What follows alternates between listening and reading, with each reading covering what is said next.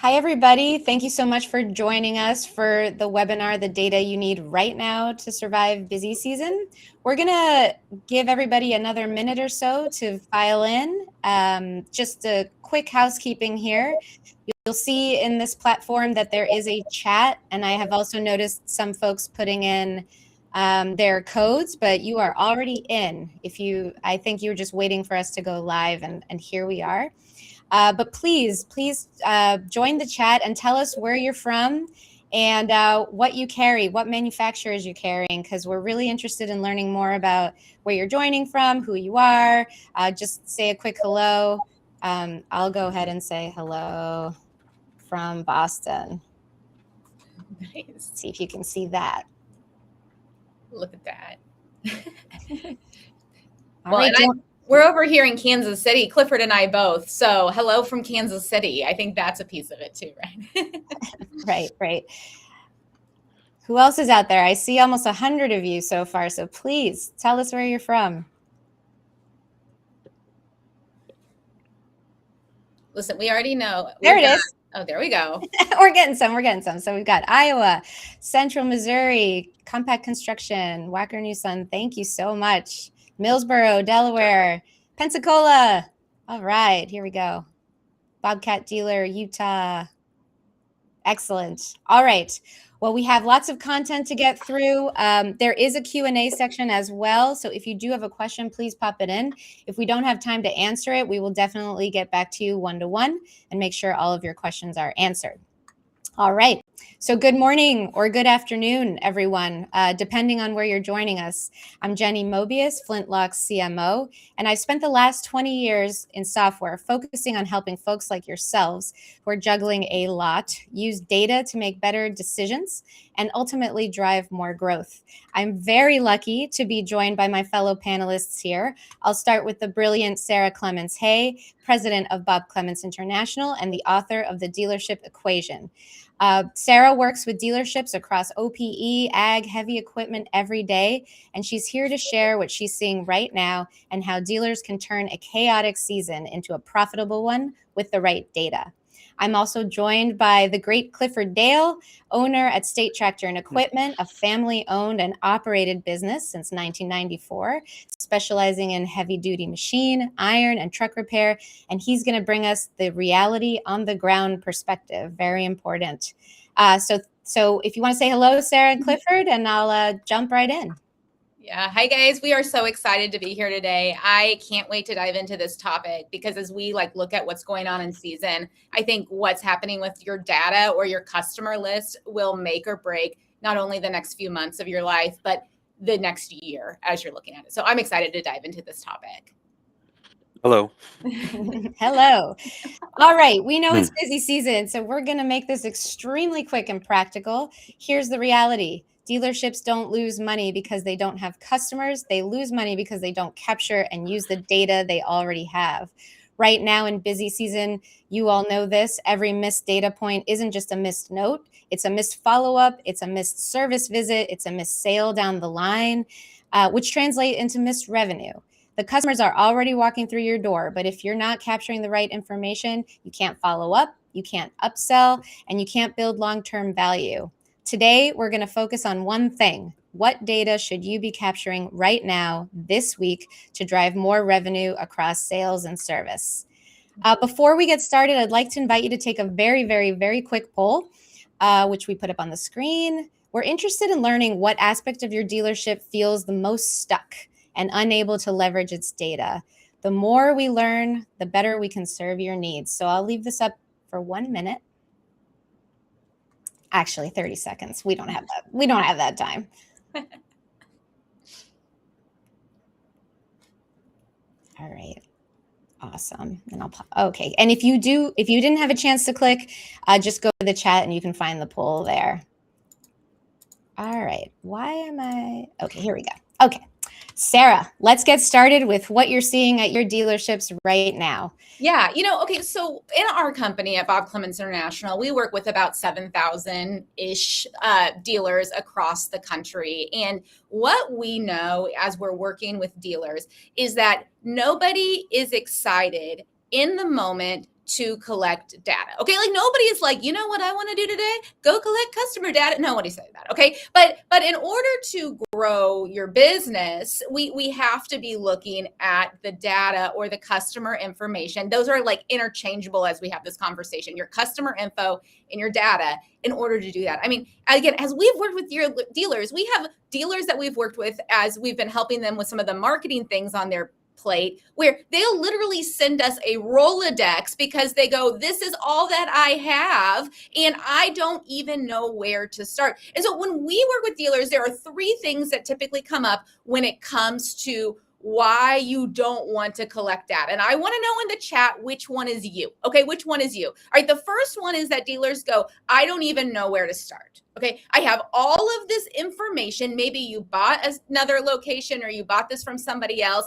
They didn't have good data, or it was a mess, or it was in a Rolodex like I was just telling you about another dealer, or you have a weird Excel spreadsheet, or you have 76 different manufacturer portals you got to get into to find your data. Like what? They just go, where do I start? I don't even know where to start with this. Okay, so that's the first thing I hear from dealers. I don't even know where to start. Number two is that my team will never do it. Like, you know what, Sarah, I can tell my team that we need to collect customer information, but they're not going to do it. What am I ever going to do to actually make my team do this and have movement on it? And so that's the second thing. And again, as I have dealers that we're working with and we're saying, okay, we got to get good data in order to be in front of your customers to get leads, which will then produce sales. We have to have our team doing this consistently. Again, I want in the chat, what one is you? Where are you guys sitting? The third one, though, that I hear all of the time from our dealers is, okay, that's great. But once we get this all cleaned up and ready to go, what the heck will I do with it once I have it? This seems like a lot of work in order to get this information that I'm not sure what we're going to do with. I have one dealer that had 7 locations in upstate New York. And as we were working through this, they said, we have over 55,000 people in our list. And there's some of them have emails, some of them don't. But like, what's the point of this? Like, what is the point if I get this information and I don't know what to do with it? Is it really worth the effort to make that? Okay, Nick said, what am I going to do with it once I have it? Like, Nick, you and so many other dealers are in exactly that same spot. So I just want to start by saying, as we have a conversation around getting data or customer info, these are the things that if you feel this way, it's because you and every other dealer feels that way too. So that's where we have to start from. So the question then, Jenny, is what in the world are we supposed to collect? Like, what should we be collecting? You asked the next question I was going to ask. So here we go. Just launching. All right. Sorry about that. Listen, I just on a roll sometimes. Yeah, let's do it.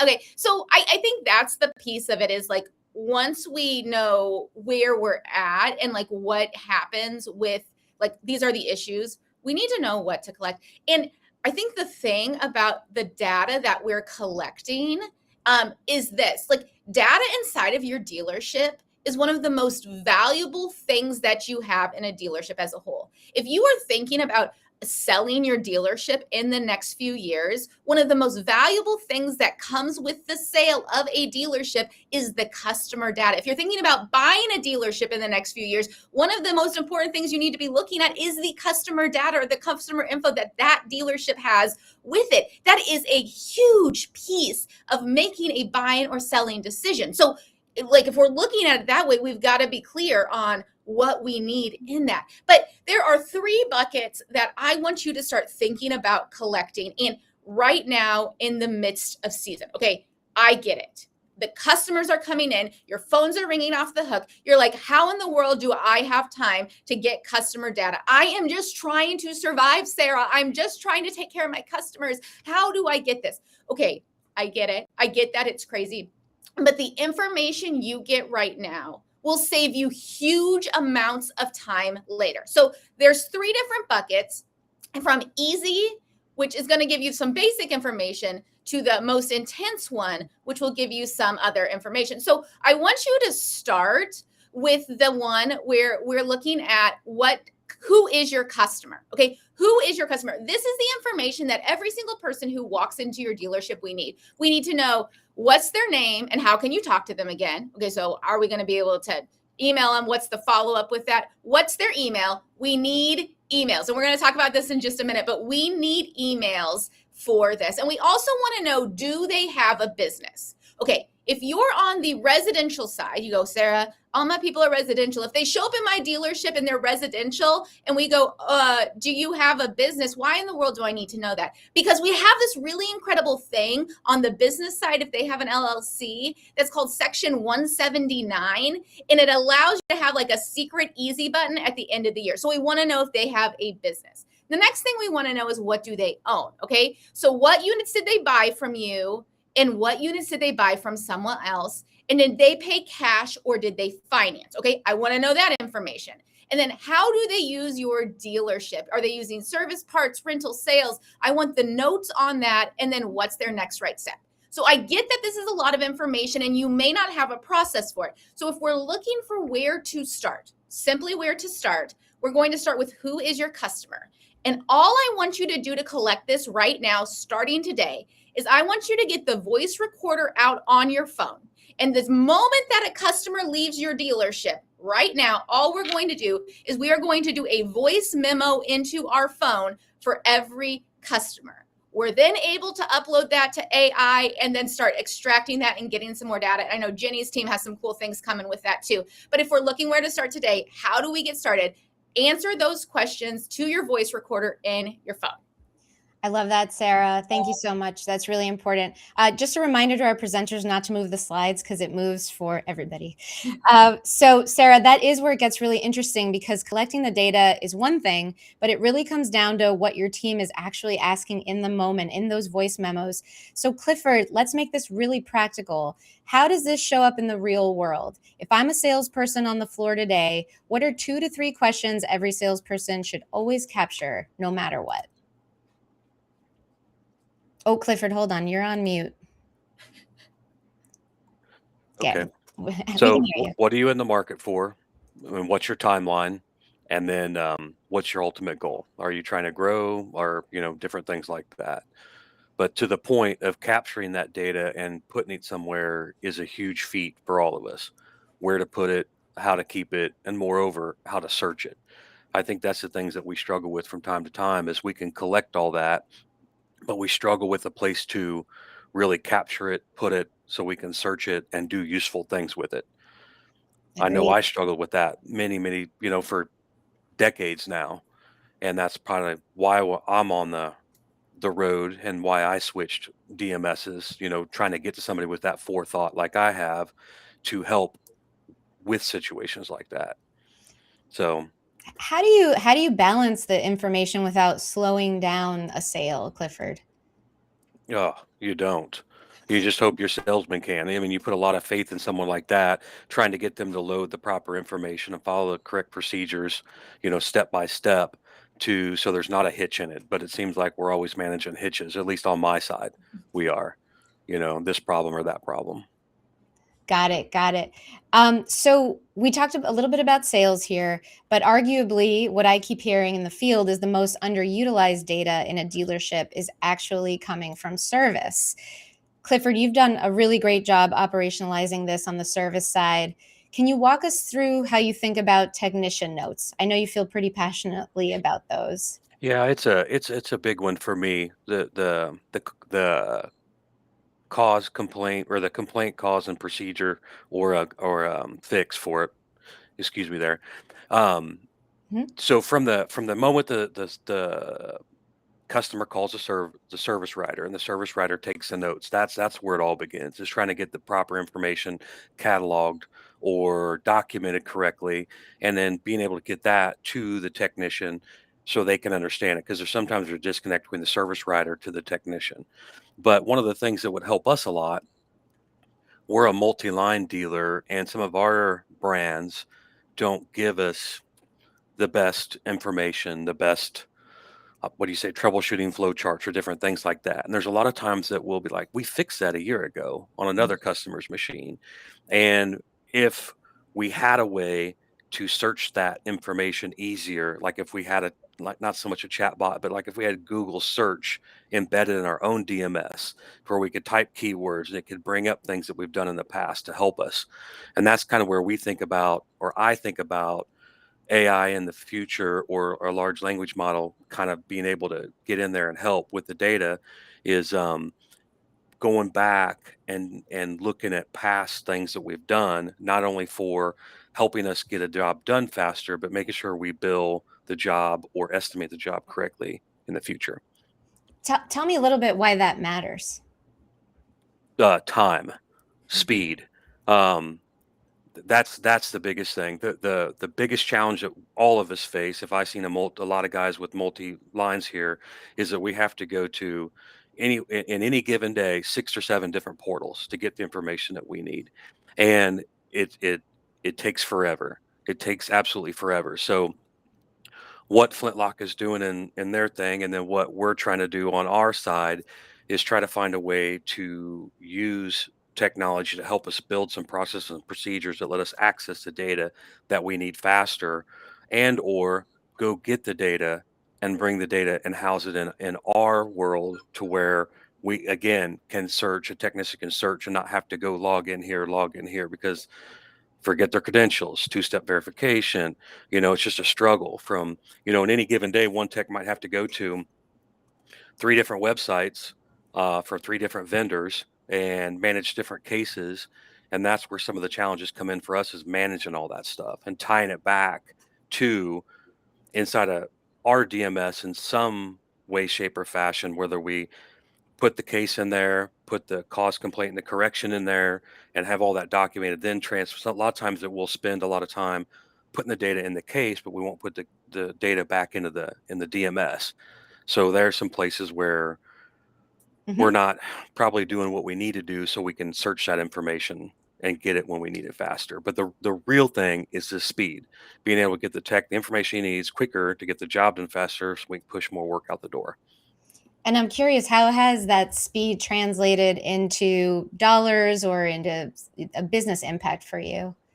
Hugely, because you're trying to get utilization out of a tech. The techs are going to become some of the most expensive things that we have, as far as on our P&L statement by far.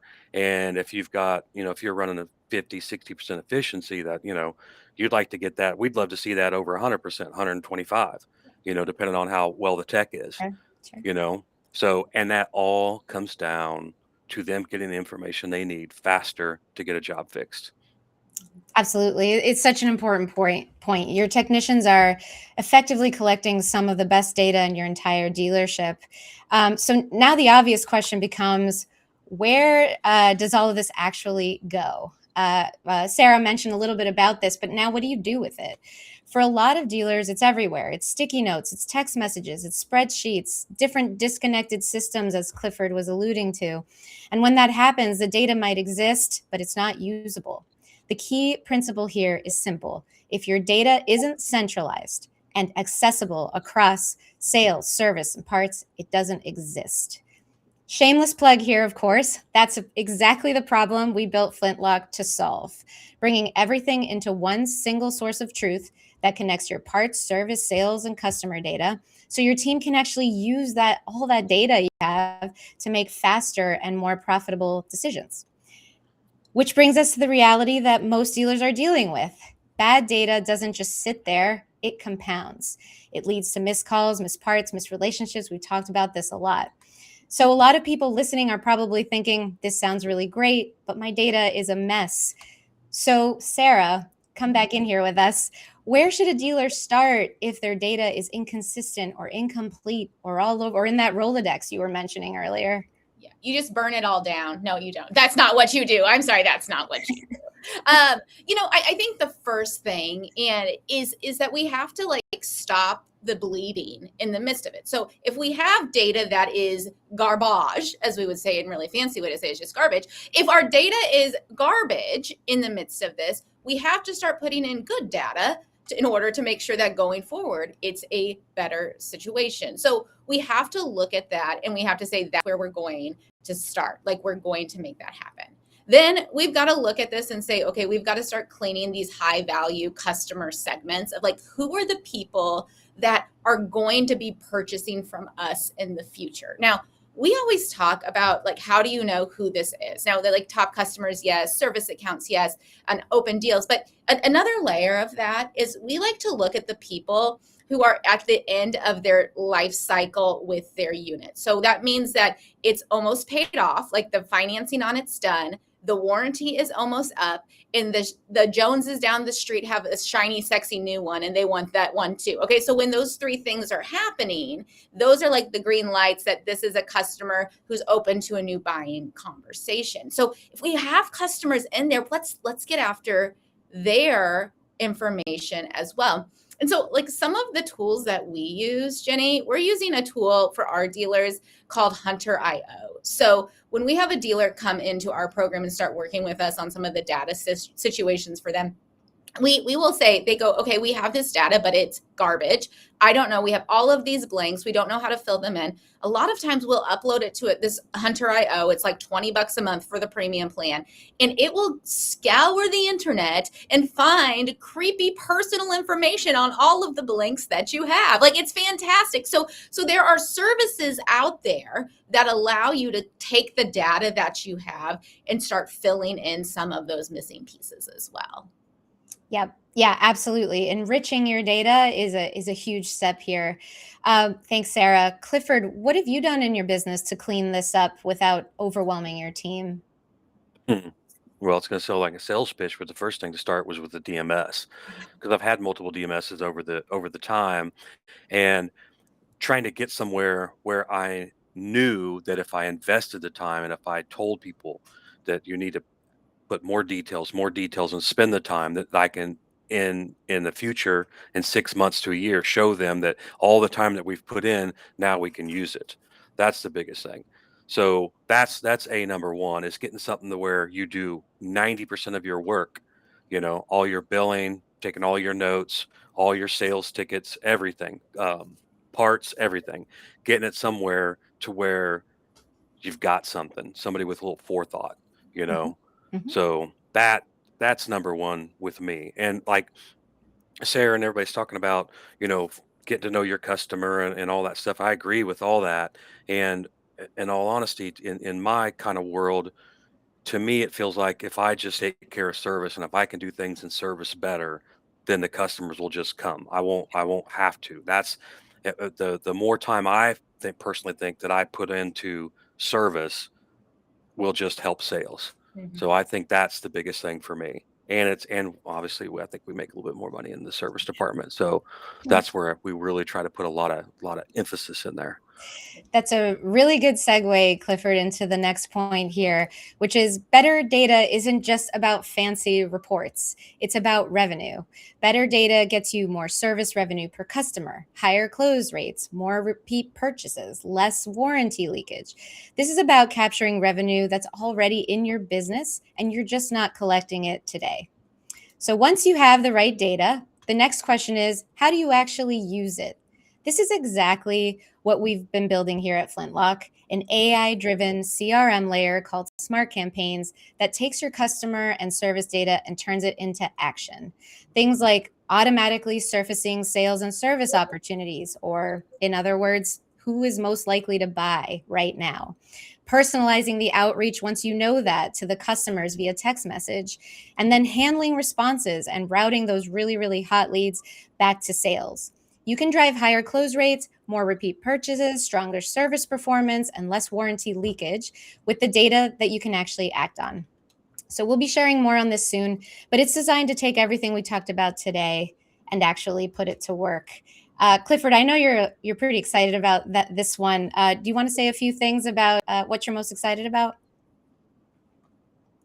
Oh, sorry, Clifford, you're on mute again. We'll get you. There we go.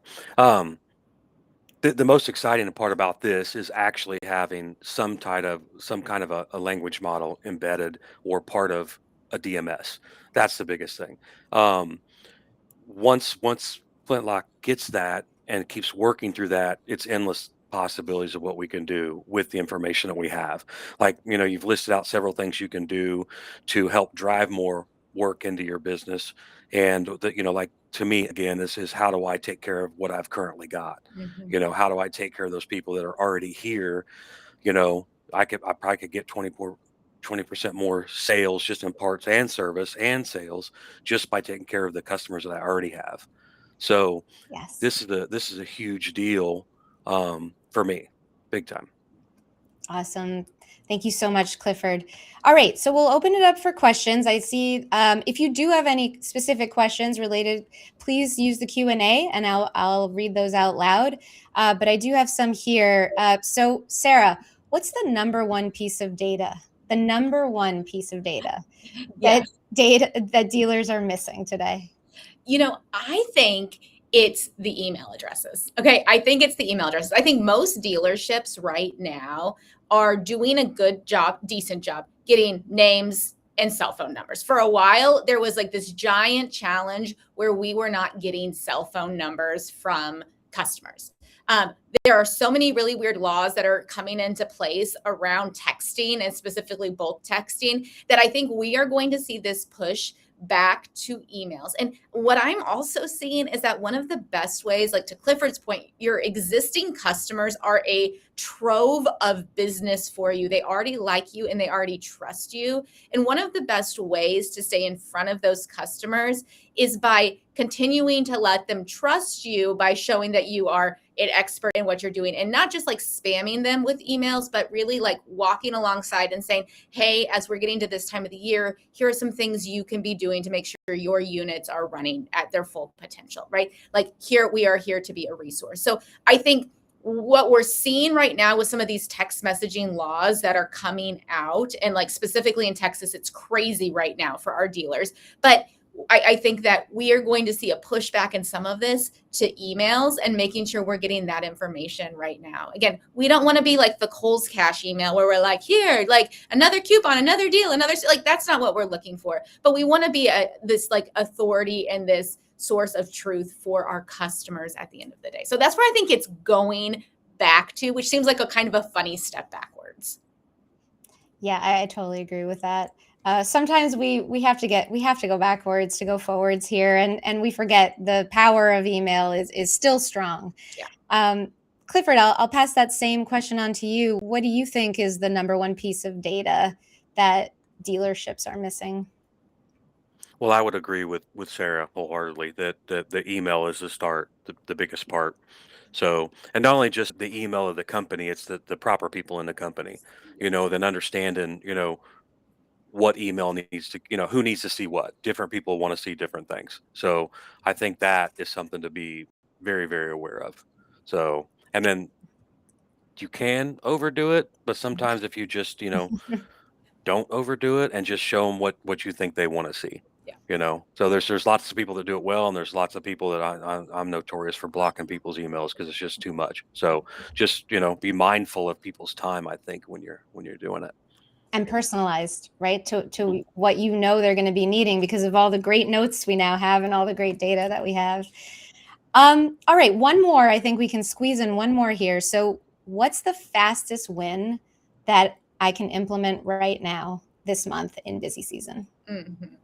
I mean, I think it's just, again, if we are not taking notes on customer data right now, like cleaning up the data, that's an off-season project, just for clarity's sake. That is not a right now project. That is when we get to September, October, things start slowing down. That's an off-season project. But what I want you to do right now is start to take voice memos on your customers as they come in, because what you can get for information from them right now, upload it to ChatGPT or Claude, or again, Flintlock, as we're moving forward with that and what you guys have coming out. Like, I think that's a really easy thing to start when it comes to data. Just start doing voice memos on customers' information, phone numbers, email addresses, and some information about what they have and what they need.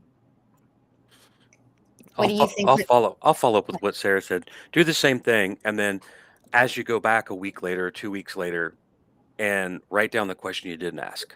Yeah. And then make a list of the questions you didn't ask. So if you want to start collecting data like that, do that. Then you're going to go back and look at your notes and go, oh, I should have asked this. So, find the things that you need to tailor it to make it work for you, I think.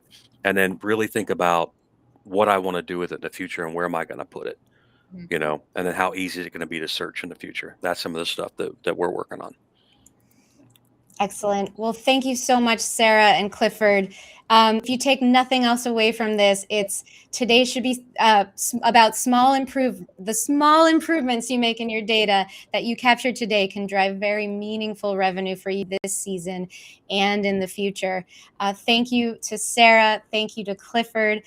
We promised we would keep this short and sweet, and we hope that you were able to take something away from this that you can do today. But I can't thank my panelists enough. So thank you. And we'll be putting on more of these. So please stay tuned and pay attention to those emails as we've been talking about. But Sara and Clifford, any parting words? Again, start small. Right now, you are in the midst of season, and whatever you can get now as customers are walking into your door is going to save you a lot of time later on when you're trying to go back and clean it up. So get the good information now as your customers are walking in. Just keep trudging forward, fellas. That's all you can do. That's it. I love it. I love it. All right. Thank you, everyone. Have a wonderful day. All right.